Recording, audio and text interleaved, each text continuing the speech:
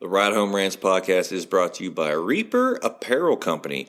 Reaper Apparel offers a casual line of superb fit, finish, and comfort. We design for those who refuse to die slowly and choose to live untamed. For those who aren't afraid to face the dark, for the ones that thrive in it, and for those who can appreciate life through a grim lens. That's Reaper Apparel Company. Go to the link in the description of this episode, use the promo code Mike Bono, and get 10% off. Also, the Ride Home Rants podcast is brought to you by my own personal merch store, the Stupid Should Hurt merch store. I have hats, I have t-shirts, hoodies, coffee mugs, water bottles, notebooks, you name it, I've got it. The description and the link for that will be in the description of this episode. Also, right now, if you use the promo code WELCOME, I will give you 5% off of your first purchase. That's the Stupid Should Hurt merch store. Also, the Ride Home Rants podcast is brought to you by Tactical Brotherhood, all American-made apparel, which helps support the Second Amendment. You can also find all this in the description of this episode with the link, Tactical Brotherhood. Part of every proceed does go to helping veterans, as it is a very good cause. All American-made products made right here in Minnesota. Go and check them out. Use the promo code PATRIOT15 to get 15% off your purchase. Now, let's start the show. Welcome, everybody, to another episode of the Ride Home Rants podcast. This is, as always, your host, Mike Bono. I have a great guest for us today, but I do have to get these two new sponsors to the show in here, and that is Buddy's Beard Care. Buddy's Beard Care provides premium men's grooming products at an affordable price. Products are made in Ohio, and Buddy's Beard Care supports local. The majority of their supplies are from other Ohio-based companies. You can find them on social media at Buddy's Beard Care or online at buddysbeardcare.com. I've been using these products for a couple of months now. They are phenomenal. My beard has never felt softer, according to my wife. It is growing faster than it ever has, and it's never been healthier. So go to them, use the promo code BONO15, and save 15%. Also, we are bringing back another sponsor. I am rocking the hat, and that is Sweet Hand Sports from Matt Landowski. Elevate your game with Sweet Hand Sports. Our sports gloves are designed for champions, providing ultimate grip and durability. Achieve greatness with every match. Choose Sweet Hand Sports for the winning edge. Grip your victory at sweethandsports.com. Use the promo code BONO10 and save yourself 10% off of your purchase. They have batting gloves, and now they just started doing golf gloves. Go and check these out. I got myself a pair of golf gloves, and they are phenomenal. These are the best athletic gloves I've had, being an athlete pretty much my entire life. You definitely want to check them out. Once again, Bono10. Now that I got all that out of the way, I can finally introduce my guest. He's coming to us. He is a former high school wrestler, and I believe he did a little bit in college too as well. Jordon Tague joins the show. Jordan, thanks for joining, man. Yeah, thanks for having me. Hey, not a problem at all. You know, first and foremost, I mean, you have quite the accomplished wrestling career in high school at Winter Springs in Florida. For most people who don't know where that is, with that being with being a state runner-up and winning both 3 districts championships and 3 regional championships. Take us back, and how do you get into wrestling at a young age, and what is it like being successful as a high school wrestler? Man, that's a good question. So I actually grew up playing baseball. I played baseball from about the age of 4 to about freshman year of high school. I wasn't the best at baseball. I actually have a twin brother, and he was good at baseball. So I was always kind of living in his shadow, trying to live up to his success in the sport, and kind of wanted to find my own thing. And I had a buddy who he actually did bodybuilding and stuff, and he actually told me he wanted to do wrestling in the winter. And I had played some baseball in the fall, and wasn't really enjoying it. And I was like, let's try something new. Tried wrestling. First day, just fell in love with the sport. Loved everything about it. Couldn't stop thinking about it. Couldn't stop talking about it with my buddies. And actually, started to do pretty well in practices, and then pretty well in competitions. My freshman year, I was on JV, but I ended up going undefeated until the JV state tournament. So found success very early in the sport, and kind of ran with it and said, goodbye to baseball. So yeah, that's interesting because I would think somebody would have to get into it at a very young age to be successful, and at least at the high school level and beyond. I don't know a lot about wrestling. I know enough. I mean, I'm a huge combat sports fan, but wrestling has always been that one sport that has kind of I can't grasp it at all. I watch the UFC. I understand when the guys are on the ground and what they're doing with the grappling, but you sounds like you started pretty much in high school, right? When you got into wrestling, correct? Yeah, and you're absolutely right. I mean, most people start at a very young age, and it's kind of hard to start in high school, and you're already at a disadvantage to a lot of people that have wrestled their whole life. But sometimes when you have good coaches and you have the right athletic abilities, you never know. Someone can catch on pretty quick. So I think I was just kind of lucky to be in the right place, right time, and kind of found the sport that I was chosen to do for the rest of my life. So. Did people always get you and your twin brother confused? Like, hey, aren't you supposed to be at wrestling practice and vice versa? No, we're actually we're fraternal, so we don't really look like twins. People can tell we're brothers, but no, luckily no. Sometimes I wish so we could swap classes and stuff like that, but was never able to do that. Never able to have that fun with the twin and switch places and mess with people. No, not really. I wish I had a brother. I have two older sisters, so there was no switching places with anything. So that didn't work out for me either. But going back to your wrestling, walk us through a little bit of your college recruiting process. I mean, you initially attended, I believe it was Coker College, and before going to Notre Dame College, why Coker at first, and then why the transfer to NDC?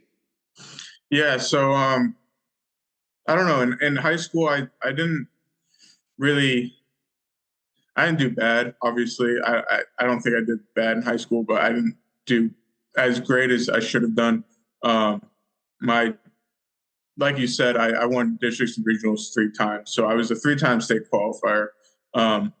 Sophomore year, probably shouldn't have been there, but I got there. Junior year, I was actually ranked 3rd in the state, and ended up kind of choking at states and went 1 and 2 for 2 years in a row. So. Getting to my senior year, I was like, I need to actually do something to actually get recruited to college. Later in that season, I was having a really good year, and the coach from college reached out to me, and he was the only real NCAA Division II coach that reached out to me, and I didn't really know much about the scene, but I was fully interested right away, and so I took the visit, loved it, loved the people there. Could see myself fitting in, and ended up taking 2nd at states. It was my first time placing at states. So that's probably why I didn't get as many looks as I thought I should have. But yeah, and then so that's kind of how I got to Coker College. That was the only really offer I got. I was glad to have taken it, and I took that offer and was there for 2 years, and then ended up going to Notre Dame. Yeah, I get that as a swimmer myself back in high school and into college. I was like you, regionals. I was there, districts. I just couldn't grasp to get to that next level at states. And I did have, just based off of my times, I had a lot of D1 offers my junior year, and decided, instead of saying, I have D1 offers, I probably should forego my senior football season and just focus on swimming. Well, I didn't do that, and I hurt my shoulder senior year of football and lost my senior year of swimming because of it, the rehab and everything like that. But Bethany College kept their scholarship for me. That is why, I chose Bethany College is because every other school, D1, D2, and a lot of D3's colleges, just we can't take a chance on a swimmer with a bum shoulder and a rehab shoulder. I was like, I get it, but it doesn't make it any less frustrating for me. But, absolutely. That I can understand, the coker at first, you got that offer, you want to accept it to be able to go and, do the sport that you're clearly passionate about. Just hearing you talk about it, you're passionate about the sport of wrestling, which I get because I'm still super passionate about swimming. With the Olympics coming up, do you get to watch any of the wrestling events? Is that still a summer Olympics? Yeah, right? it's in the summer. Yeah, I love watching wrestling at the Olympic level. Actually, when I was younger, when I first got into wrestling, it was around 2012. So that was around the time that, I don't know if you know Jordan Burroughs, but he was going through the Olympics, and he actually won a gold medal at the 2012 Olympic Games. So that was so cool to see. And as a young guy, I was like, that's what I aspired to be. So he was actually my first idol to look into the sport. So definitely love watching the Olympics and wrestling and other sports as well too. Yeah, right. I mean, I'm huge. I watched the World Trials for swimming. The people making it to the Olympics. My wife doesn't quite understand it still, and it's like, well, you married a swimmer. Like I love the sport. I swam the time I was 8 through college, so I had a chance at the 2012 trials. Re-injured my shoulder, and that was all she wrote. But it was.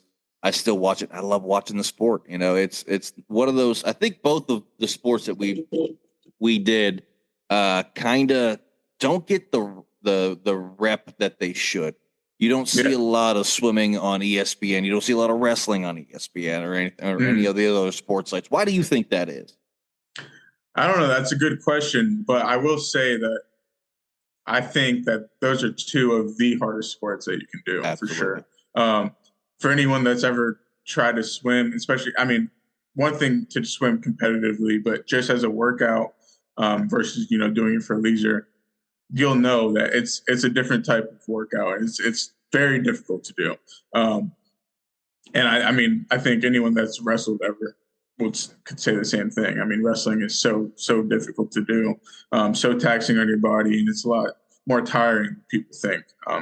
So I think it's similar in those two ways. Like, they're both very difficult, and people don't realize how difficult they are, how physically demanding the sports are. But I don't know. I guess they're just not as exciting as some of these other sports, which is okay because at the end of the day, it's more gritty, and it's more like the people that are successful in those sports. They just do it because they want to be good at the sport. It's not for recognition or fame or fortune or anything like that. So. Absolutely. I get that, 100%, especially about the taxing part about it. People don't understand, like, swimming, you're using muscles you don't even know you have. I'm sure it's the same thing with wrestling. Yeah. And, there was one little bit of joy I got out of, it was my sophomore year at Bethany College. I've told the story on here a couple of times, but for the new listeners on here and for you, I'm going to tell it again. But one of my buddies was a football player there, and he would always rag on me about being a swimmer and that my sport wasn't tough. There was no contact, yada, yada. Anybody can do it. I said, all right, well then fine. Come back with me and let's do a workout. Right. Me and you, I just did it. I'll do it again. Let's get back in. I'll get back in the pool and see if you can make it through a workout. He's like, all right. So we go in and we get through the warm up, and he looked at me. He's like, oh man, that was intense. I was like, that's the warm up, bro. That's to get us ready for what we're about to do. And so the sheer joy I have just watching him limp around.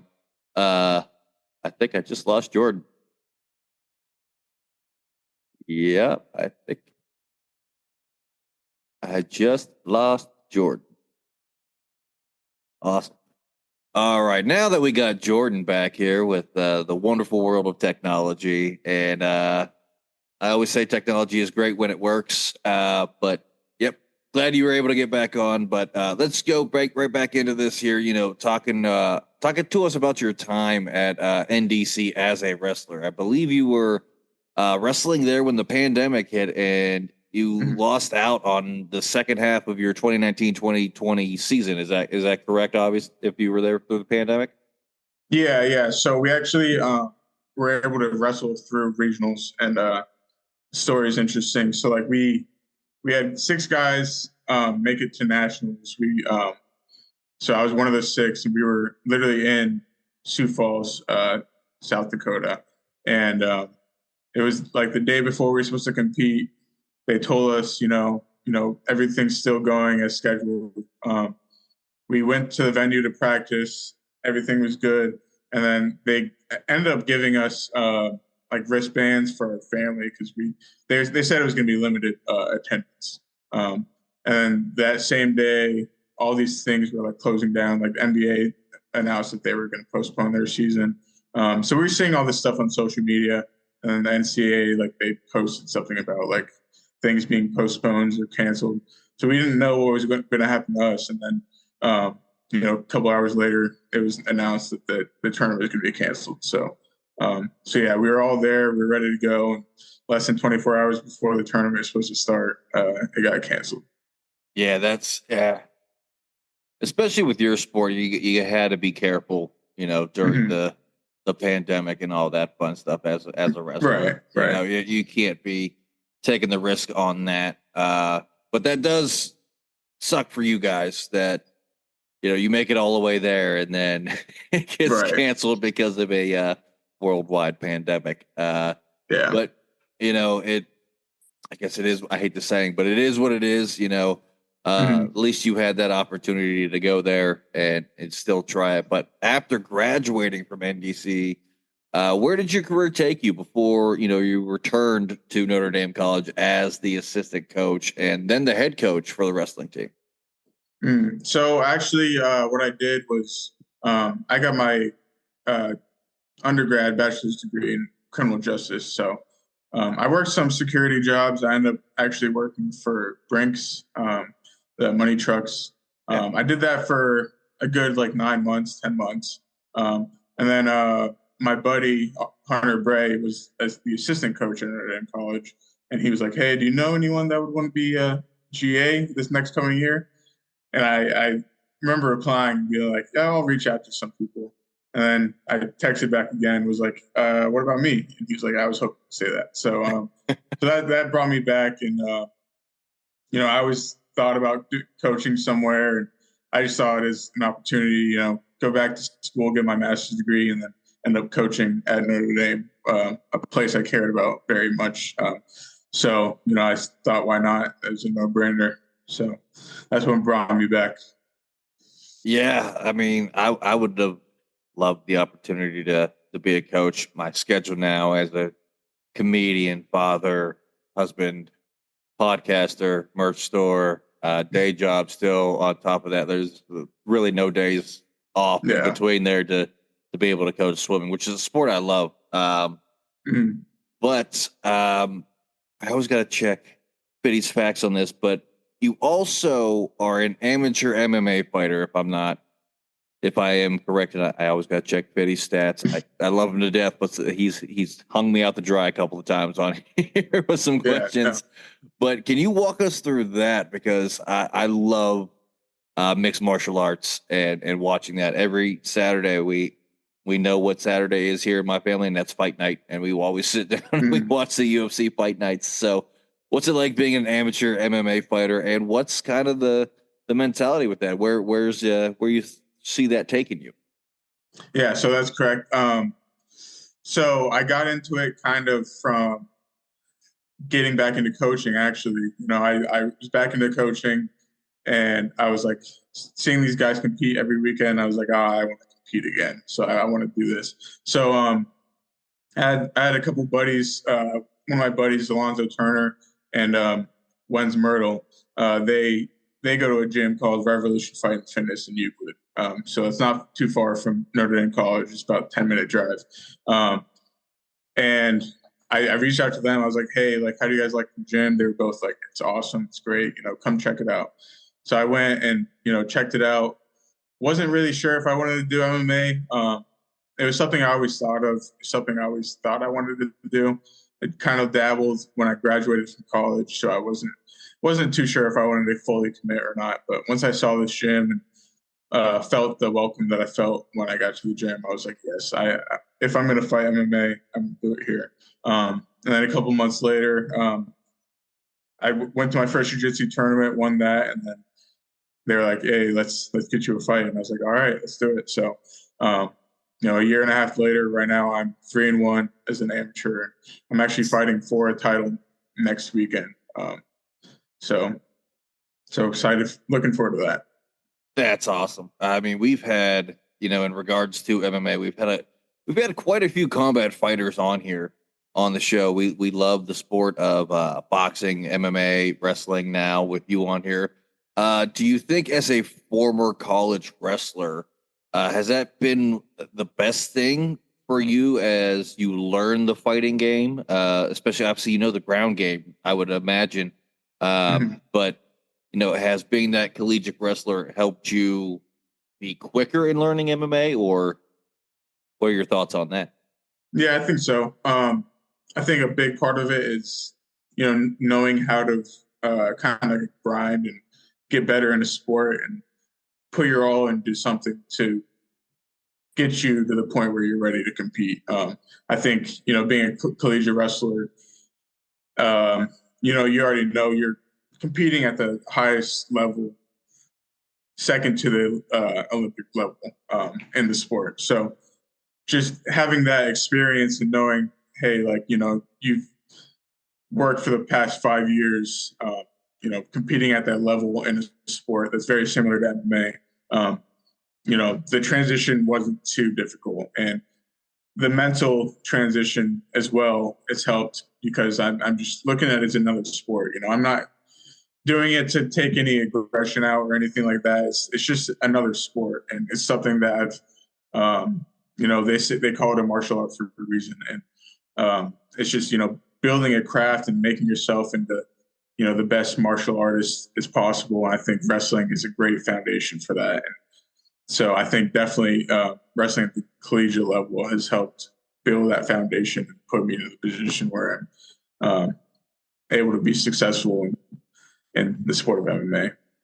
Now, the gym you're in, is that jiu-jitsu that you're now learning, I guess I would say, in the gym, or is it just kind of like all facets of MMA at that gym?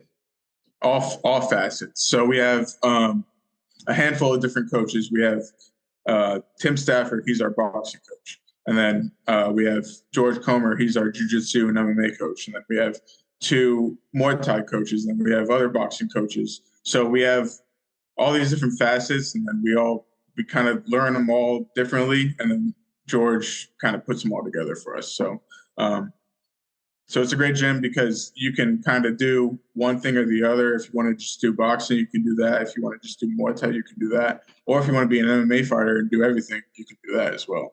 So yeah, if that answers your question, it's kind of everything out of the gym. Yeah, that definitely does. I mean, I know a lot of these gyms can be specific to one discipline. Right. And jiu-jitsu seems to be the running topic because, as a teenager, I got my black belt in Taekwondo, and every Wednesday was sparring day for the longest time. And then all of a sudden, for about a month straight, they brought in this guy who taught us a little bit of jiu-jitsu with it too as well. So, having that one discipline and then trying to learn another one that was almost completely different than what I was. Taekwondo is more of a defensive style of fighting and not the aggressor. And now jiu-jitsu, we were having to become the aggressor. It was just a lot to learn. But like you said, it's an art form. They call it martial arts for a reason. And, it's a lot of discipline involved. And as a young teenager trying to keep that discipline, that was definitely hard, 13, 14, 15 years old, thinking you know everything as it is. But yeah, it's definitely great to see somebody that's passionate about the sport of combat sports like I am too as well. And like I said, we've had a lot of combat fighters on here. But what title are you fighting for? When is it? And where can we watch it if we can? So it's for the made men fighting promotion. It's next Saturday, July 13th, and it's at the Neo Sports Plant, which is where the Revolution Fight and Fitness Gym is at. It will be streamed on combatsportsnow.com. And yeah, so it'll be streamed, and you can buy tickets as well. It's in Euclid. So yeah, I'm looking forward to it. Absolutely. Looking forward to it. I'll definitely check that out on the stream, and I'll be rooting for you. It's a title fight. Thank you. Can't not root for you if you fight for the title. 3-1 already. That's awesome to hear. One quick thing before we get into this kind of final segment here, with NDC being closed now, have you found the new opportunity in coaching, or is it more just, we're focusing on MMA and working towards being a pro in MMA, or what's the new job? Or if you have one, tell us about it. Yeah. So I'm taking this time to more focus on MMA. I loved my time coaching, and, I'm definitely glad I got that experience. The way I see it is I'm still kind of young enough to really pursue my dreams in MMA. So, I'm kind of going to run with that for now, see what I can make of it, and see if I can go pro sometime soon. So currently I'm not really looking for another coaching job. I'm open to the opportunities that are there. But in the meantime, I'm just, doing other things. I actually work for like a concrete company here locally. So that's what I've been doing, just to make money in the meantime. But yeah, so I'm just really focusing on MMA right now. That's great. And I tell everyone, follow your dreams. Nobody wakes up and decides there's no career path to be a comedian like I am. It's not at career day at school. MMA fighter, that's not at career day at school. You have to have the passion and the desire to want to do that. And kudos to you for following your dreams. I always support people that are doing that. That's great. I'm rooting for you. I hope to see you as a pro one day. Hopefully in the UFC, the mecca of MMA. Looking forward to following the career there for you and see how it goes. But Jordon, I do got to get this last segment in here as we are running down near the end of the episode. And for the current listeners out there, we haven't had to do it in a while because we've been doing a little bit more roundtables, but that is the Fast Fitty 5. 5 random questions from the wonderful manager of the podcast, Johnny Fitty Falcone. And Jordon, these have nothing to do with what we've been talking about for the duration of this show. They're kind of rapid fire, but you can elaborate if you feel you need to. So if you're ready and Fitty, you know how these questions could be. So if you're ready, let's get rolling. Yeah, let's do it. All right. Question number 1. Better boy band group, Backstreet Boys or NSYNC? NSYNC. All right. Question number 2. Who do you think was a more popular WWF wrestler, Hulk Hogan or Stone Cold Steve Austin? That's tough. That's a tough one. I'm going to go with Stone Cold. Yeah. I'd have to. Yeah, I can't argue that point. That's a toss up, flip the coin, but definitely got to go Stone Cold on that one. But question number 3: what's better food, Taco Bell or Chipotle? Chipotle. Yeah, that was. I think after the WWEF question, we had to give you an easy one there. Easy one, yeah. Yeah. Okay. Question number 4: which is a worse activity, hiking or kayaking? Probably hiking. I mean, I just like being on the water. I don't know. I think water's a little bit more peaceful. Hiking you can kind of do anywhere, and depends on the scenery, I guess. Yeah, that's a tough one for me. I'd have to go kayaking. I don't kayak enough to actually, say that hiking's worse. Yeah. All right. That's fair. Question number 5. Best time to work out in the day is? In the morning. All right. I feel like Johnny really took it easy there on you there for the Fast 45. He gave you one tough one. And I'm actually surprised. There are been a running theme. Johnny gets stuck on like a certain type of question when he's writing these out. And it's been a lot of animal questions lately. Like, so that's why I was like, I don't know where, but I don't know if we're switching it up now. But those are all him. And he sends those to me the day, like an hour before I'm about to record a show. And I think a lot of them is he wants to see if he can make the comedian laugh. Okay. And but these questions are they're random. It's a nice, fun, light way to kind of end the show here. But I do give every guest this opportunity at the end of the show, Jordan. If there's anything you want to get out, whether it's for your fight this up and coming weekend or anything like that, or even if it's just a good message, I'm going to give you about a minute, and the floor is yours. All right. I just want to give a shout out to my coaches, Tim Stafford, George Comer. You guys are awesome. Shout out to all my teammates at Revolution Fight and Fitness. Shout out to my friends and family that have been supporting me in this journey that I'm kind of delving into now. And then, buy the pay-per-view, Made Men Promotions. It'll be on Combat Sports Now next Saturday, July 13th. Going for that lightweight title, and let's get it. Absolutely. I'm so pumped for this. I will definitely be checking you out Saturday, July the 13th. Combat Sports. You said combatsports.com? Either Combat Sports or Combat Sports Now. I believe it's Combat Sports Now. Combat Sports Now. I will double check, and that will be in the description of this episode so everyone can easily find it coming up next Saturday. Jordan, this was a lot of fun. Thank you for coming on. We really appreciate you taking the time out of your day to sit and talk with us here on Ride Home Rants. And as always, if you enjoyed the show, be a friend, tell a friend. If you didn't, tell them anyways. They might like it just because you didn't. That's going to do it for me, and I will see y'all next week. The Ride Home Rants podcast is brought to you by Dubby Energy.